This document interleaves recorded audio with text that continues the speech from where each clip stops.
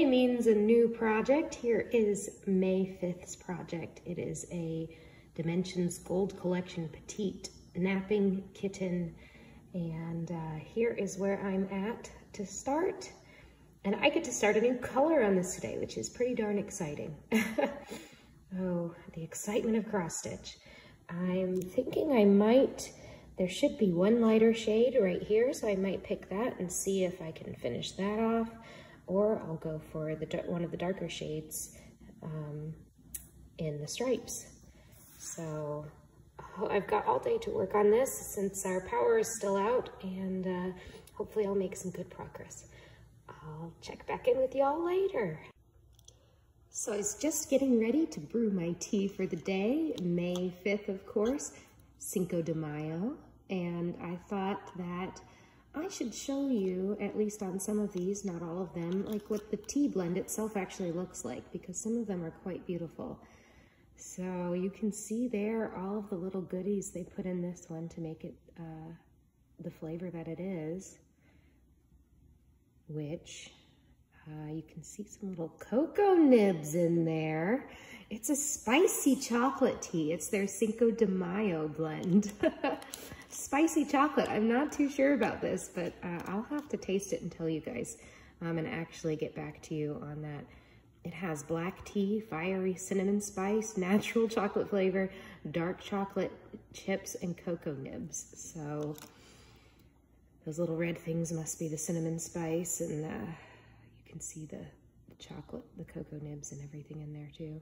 So we'll see how this one goes. I'll check back in and let you know. I wanted to show you guys my spicy chocolate Cinco de Mayo tea all steeped and brewed up, and as you can see, it is pretty dark and I guess a little chocolatey. I have tasted it, and with the name spicy chocolate tea, I was very concerned it would be very spicy, which I'm not sure if a tea can be like super spicy or not. That's what's kind of so exciting about doing this little box of teas this month, is I'm learning more about all the different kinds of teas. And it's pretty good. I like it so far. You can taste a little bit of the chocolate. You can, there is definitely a little bit of spice. We'll see if I drink more, if it gets super spicy or not. Anyhow, back to stitching. Firstly, the tea was delicious. As you can see, my teacup is now empty. I guess it's a mug, not a teacup. But I wanted to check in with you and just point out how fitting it is that I'm stitching on Napping Kitten next to a napping kitten here. And this one was napping, but I think she is, she woke up hearing me talk to you guys, and I think she's ready for me to stop. Look at that face. All right, I'll let you nap. So I just got kind of spooked because I looked up and there were two kitty faces looking at me. I've never seen that little kitty in the window before. So I was thinking while I was stitching about how I have signed up to be a part of the Secret Garden Stitching Book Club SAL by Sapphire Mountain Handcrafts on Etsy. And I thought, you know what, I could probably dye some fabric for that.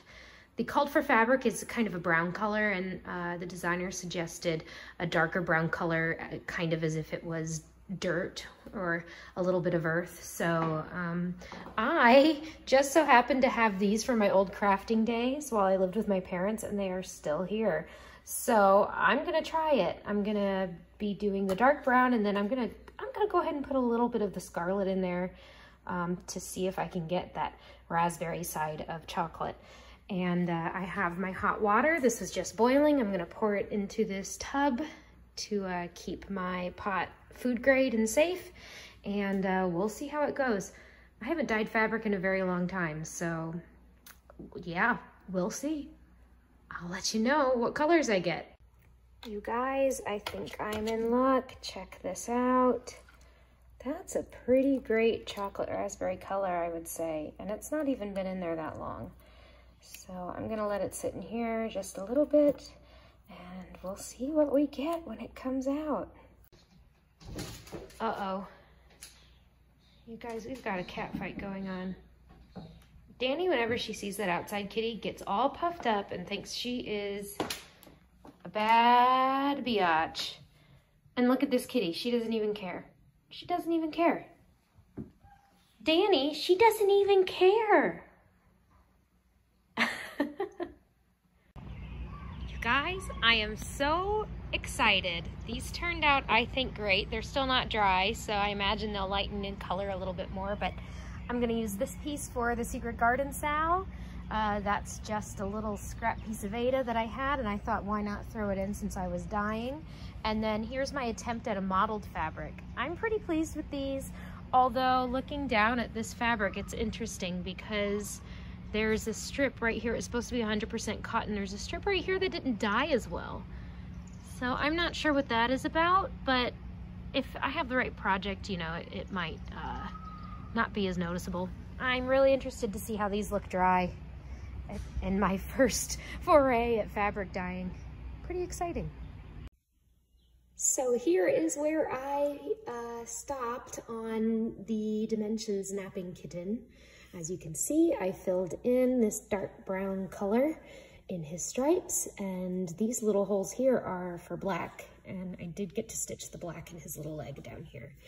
As I was stitching this, and I maybe said this last year, I can't remember, I thought it looked a lot like my roommate's kitten Goob, and I kind of want to make it into Goobian. So I think all I'll have to do is unpick this little arm here and restitch it in whites and grays for shading, and then put a little bit of a trail of white stitches up his nose. And quite honestly, I'll probably just stitch over what's here, and there'll be some stitches that are a little taller than the others. But since this is just a personal project and it's not anything, I'm not a model stitch or not anything that I'm gonna enter in a fair, I think that's just fine. So very pleased with the progress on Napping Kitten. I love how each color just fills out, you know, the picture and the shading and everything.